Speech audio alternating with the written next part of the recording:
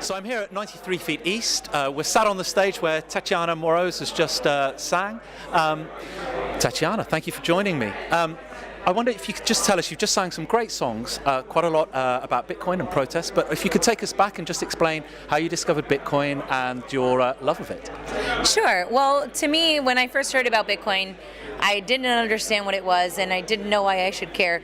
But once I got a chance to really have a picture painted for me of how cryptocurrencies could change the world, I immediately became hooked, because as an artist, I really want my music to have a positive impact on the world around me, and that's a little bit limited though. And I was very disillusioned with the political process in the United States, but then when you see Bitcoin, it's such an amazing opportunity for people to really change the world in a way that's unstoppable and also neutral. It's something that everybody can access, so of course I was really interested in those kinds of things. And it's great because Bitcoin finally gives us an alternative, right, to the central banking system. We finally have that alternative.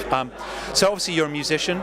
I think Bitcoin works very well because you can finally now sing about songs that are dear to your heart. You don't have to worry about a record label per se.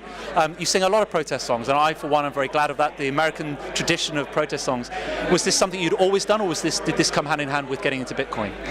Well, I always was very interested in those 60s and 70s songwriters. My mom brainwashed me well when I was younger, and it really inspired me, but I didn't feel that my generation had its own revolution, right? I didn't see, my cohorts were not really politically active. There wasn't really something that we had to fix. But as time went on, and when I found out about the Federal Reserve, it became a lot more clear to me which direction things had to go. So I think that my interest in helping the world and my interest in music being a part of that were really intertwined, and now I've looped in cryptocurrency with that. Great, and you've equally released your own coin, Tatiana coin. I wonder, could you just talk us through? That's quite a. Am I right in thinking you're not from a technical background? So that's quite a leap of faith, right? You're going to release your own coin. How did you go about doing that? Well, I'll tell you, I worked on the cryptocurrency with Adam B. Levine from Let's Talk Bitcoin, and he's created a company called Tokenly, which now provides the services in order to help create a coin.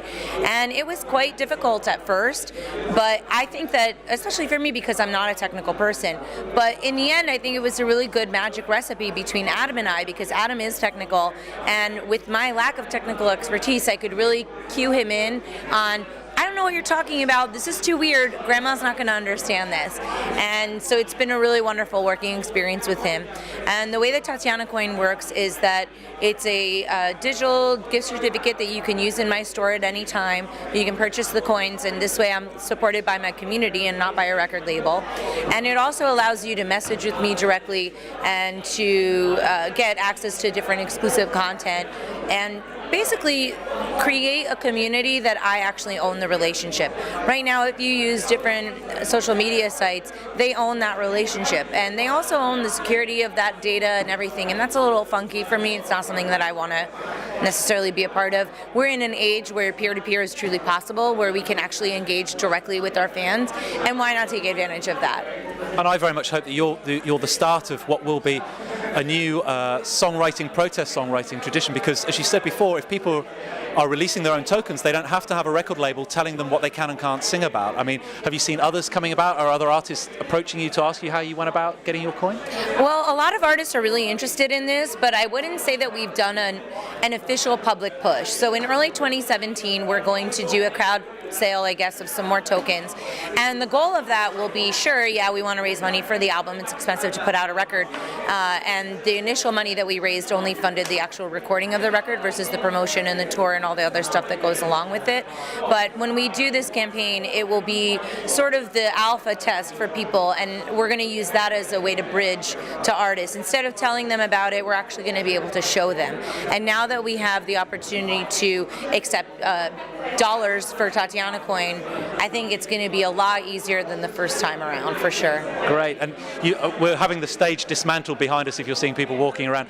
You shared the stage today with Roman Mandalil from HackerGold. Was this the first time you'd heard of HackerGold, and what are your thoughts on it? It was the first time I heard about HackerGold, and it was really, really interesting to me.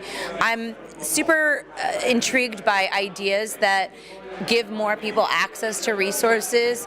And not all decentralization is a good thing, but I think in this case it's really exciting to see how it's playing out.